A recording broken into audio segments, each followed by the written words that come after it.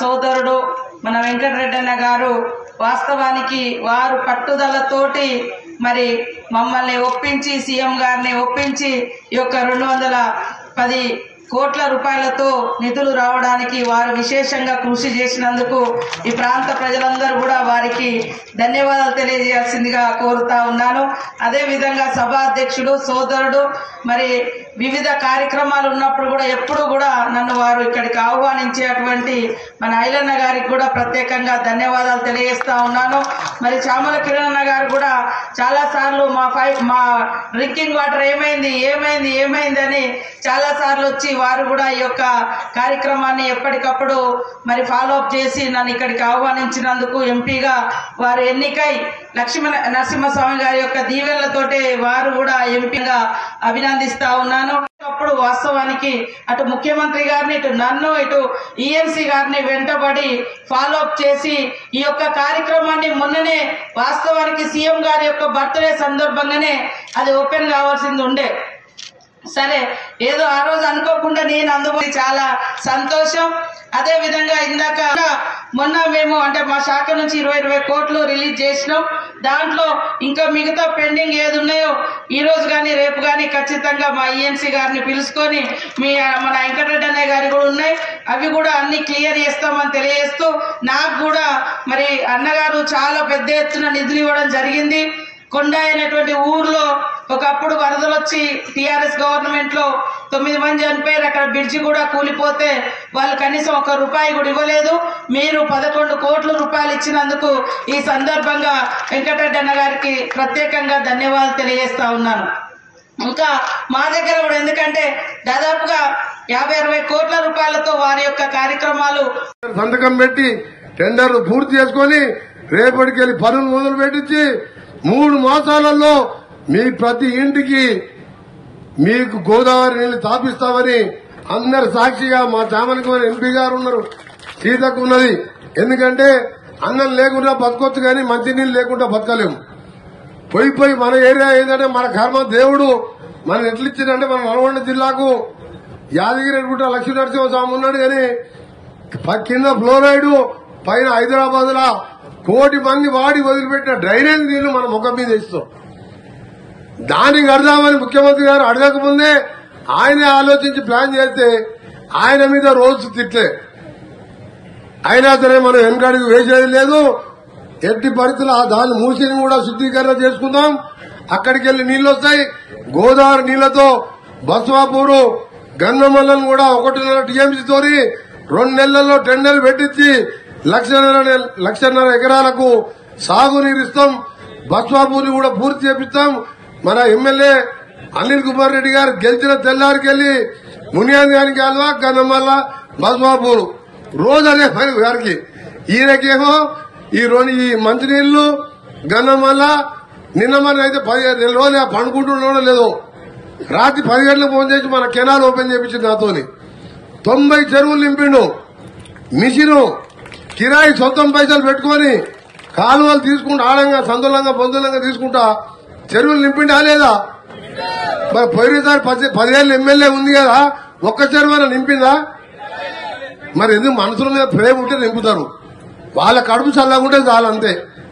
వాళ్ళ కడుపు, వాళ్ళ భూములు, వాళ్ళ అల్మారీలు, వాళ్ళ బ్యాంక్ అకౌంట్లు చల్లగా. ప్రియతమ నాయకులు ఎల్లప్పుడూ మీ ఎప్పటి ఉండే మీ శాసనసభ్యులు నా సోదరుడు ప్రభుత్వ విప్ బిర్లా ఐలయ్య గారు, అలాగే అందరికీ ఈ రోజు మనం ఎంతో కాలంగా ఎదురు చూస్తున్న మన ప్రాంతానికి లక్ష్మీ నరసింహస్వామి దర్శనంతో పాటు మనకు మంచి వరం ఇచ్చి దాదాపు 210 కోట్లతోని మనం ఎప్పటికెళ్ళో నీళ్ల కోసం కొట్లాడుతున్నాం. అలాంటి స్కీమ్ ఇచ్చి ఇవాళ యాదగిరిగుట్ట, ఆలేరు, భువనగిరి 2 ఎమ్మెల్యేలు నేను మా ఎంపీ గారు పట్టుబట్టి మా అక్కను ఒప్పించి 210 కోట్లు ఇచ్చి యాదగిరిగుట్టకు వచ్చిన సందర్భంగా ముందుగా సీతక్కకు మీరు అందరూ కూడా సప్పట్లతో ఘన స్వాగతంగా పలకాలి. ఎందుకంటే మన భువనగిరి, ఆలేరు బోరేస్తే నీళ్లు పచ్చకొస్తాయి. బోర్ అవతలు లేవు, సాగర్ నీళ్లు లేవు, గోదావరి నీళ్లు లేవు.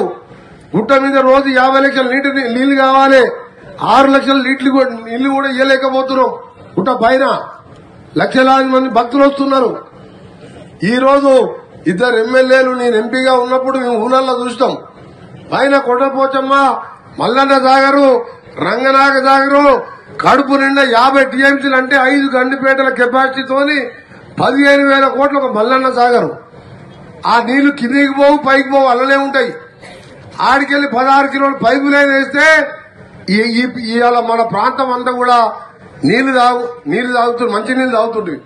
ఫిల్టర్ నీళ్లుండి 16 కిలోమీటర్ 200 కోట్లు ఆయన చేతులు రాలే మనకి ఇస్తానికి. 16 కోట్లు పైప్ లైన్ కావాలని ఎన్నోసార్లు అడిగాం కానీ వాళ్ళు పట్టించుకోలే. ఆఖరికి మా ఈఎన్సీ కృపాకర్ రెడ్డి గారిని కూడా ఎన్నోసార్లు అడిగినా, సార్ నాది ఏం చేస్తాను చెప్పు, వాళ్ళకి చెప్పినాం ఇక్కడ ఇబ్బంది ఉన్నది. అందరికీ కూడా నమస్కారం. ఈరోజు చాలా సంతోషం. ఈరోజు నాకు నా కుటుంబంలో ఒక ముఖ్య కార్యక్రమం ఉండే, అది ముఖ్యం కాదు, ఇక్కడికి రావాలని ఇక్కడికి రావడం జరిగింది.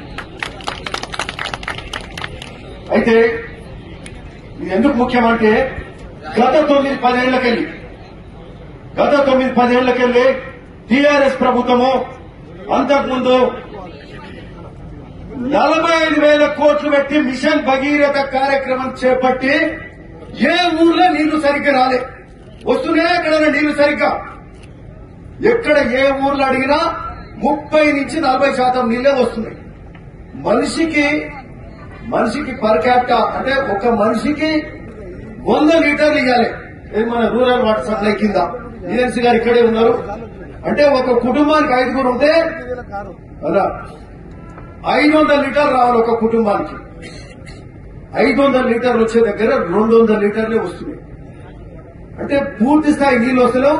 ఖర్చు ఎంత పెట్టిండ్రా అంటే 45,000 కోట్లు పెట్టిండ్రు. మీకు అన్ని తెలుసు. Mission Bhagiratha, mission Kakatiya, mission irrigation ప్రాజెక్టులు, కాళేశ్వరం, కూలిపోయే కాళేశ్వరం, అక్కడ 1 లక్షల కోట్లు 6-7 లక్షల కోట్లు అప్పులు చేసి నీళ్లు రాలే. గ్రామాలు ఊర్లు తిరుగుతున్నప్పుడు ఏ ఊరికి పోయినా సార్ మాకు నీళ్లు వస్తున్నాయి. ముందే ఫ్లోరైడ్ ప్రాంతం, అక్కడ భోగిరి అయితే మొత్తం మూసి పరివాహక ప్రాంతం కాలుష్యమైన నీళ్లు. ఫ్లోరైడ్ ఉంటుంది అన్న ఎప్పుడు చెప్తుంటాడు వెంకటరెడ్డి గారు పెద్దలు. కింద ఫ్లోరైడ్ ఉంటుంది, పైన విషతుల్యమైన మూసి నీళ్లు ఉంటాయి. ఎట్లా బతకాలి మనుషులు? బర్రెలు నీళ్ళు ఎక్కడ తాగుతాయి? పశు పక్షాదులు, మనుషులు ఎట్లా బతుకుతారు? కులవృత్తుల వాళ్ళు ఎట్లా బతుకుతారు? మూసి పరిస్థితి ఏంది?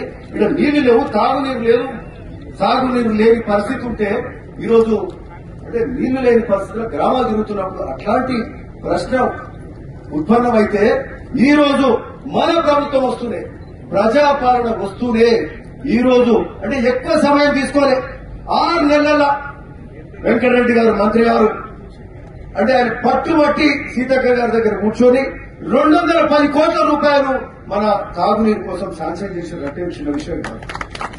మనం సాగునీరు కోసం రైతులను కొట్లాడుతూనే ఉంటాం, కానీ సాగునీరు కంటే కూడా తాగునీరు ఇవ్వాలి. ఆరోగ్యం ముఖ్యం కదా. మనం ఇప్పుడున్న మిషన్ భగీరథ వాటర్ ట్యాంకులలో అన్నిట్లలో ఏం చేస్తున్నారంటే వచ్చే 30% నీళ్లకు 60-70% నీళ్లు ఏం కలుపుతున్నాం? బోర్ వాటర్ కలుపుతున్నాం. బోర్ వాటర్ ఏంది? మూసి పరివాహకం, కాలుష్యమైన నీళ్లు, లేదంటే ఫ్లోరైడ్ నీళ్లు. ఆలేర్లకు అదే పరిస్థితి. అంటే ఈ రోజు ఇప్పుడు ఈ 210 కోట్ల రూపాయలతోటి ఈ ఆర్డబ్ల్యూఎస్ స్కీమ్ కింద 16 కిలోమీటర్ల పైప్ లైన్ అయిపోతే అతి త్వరలో మేబీ 3-4 నెలలు అయిపోతుందేమో. అయిపోతే మనకు స్వచ్ఛమైన నీరు, ప్రతి ఒక్కరికి స్వచ్ఛమైన నీరు తాగే పరిస్థితి ఉంటుందని చెప్పడంలో నిజంగా చాలా సంతోషంగా ఉంది. ఇది చాలా గొప్ప విషయం. ఎందుకంటే ఇప్పుడు ఈ వాటర్ కూడా ఏంటంటే ఇది మంచిగా ఫిల్టర్ బెడ్లకెళ్ళి వస్తుంది.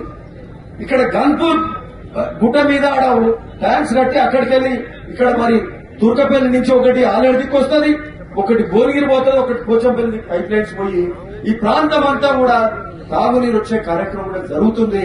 మరి ఇంకొక విషయం కూడా చెప్తున్నాం ఏంటంటే ఊర్లలో ఫిల్టర్లు పెట్టుకొని తాగితే ఏమైతుందంటే డబ్ల్యూటీపీలు ఎందుకు పెట్టుకున్నాం?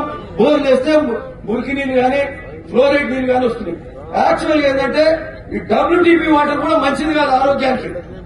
మరి బొక్కల నొప్పులు వస్తున్నాయి, కాళ్ళ నొప్పులు వస్తున్నాయి. 40 ఏళ్లకు 50 ఏళ్లకు డైరెక్ట్ గా పైప్ నీళ్లు తాగాలి కాదు, డైరెక్ట్ గా పైప్ నీళ్లు ఎక్కువ వేడి చేసుకొని తాగితే ఆరోగ్యానికి కూడా మంచిది. సో అట్లా ఆ విధంగా మనకు త్వరలో పైప్ లైన్ అయితే పూర్తి స్థాయి నీళ్లు వస్తాయి. డైరెక్ట్ గా తాగితే ఆరోగ్యాన్ని కూడా మంచిగా ఉంటాయి. ఎందుకంటే ఒక ఊర్లో నేరుగా పైప్ లీక్ అవుతుంటే 1 నెల 2 నెలలకెళ్ళి తాగితే వాళ్ళందరూ మేము మంచిగా ఈ మధ్య జర మా ముఖాలు జర కలకలలాడుతున్నాయి మంచిగా ఉన్నాం అంటే డైరెక్ట్ గా తాగినట్టారు. నీళ్ళు దొరకక బోర్ నీళ్లు డైరెక్ట్ ఆ వాటర్ తాగితే వాళ్ళ ఆరోగ్యాలు మంచిగా. సో డైరెక్ట్ వాటర్ మనకు 100 లీటర్స్ పర్ హెడ్ వస్తే అతి త్వరలో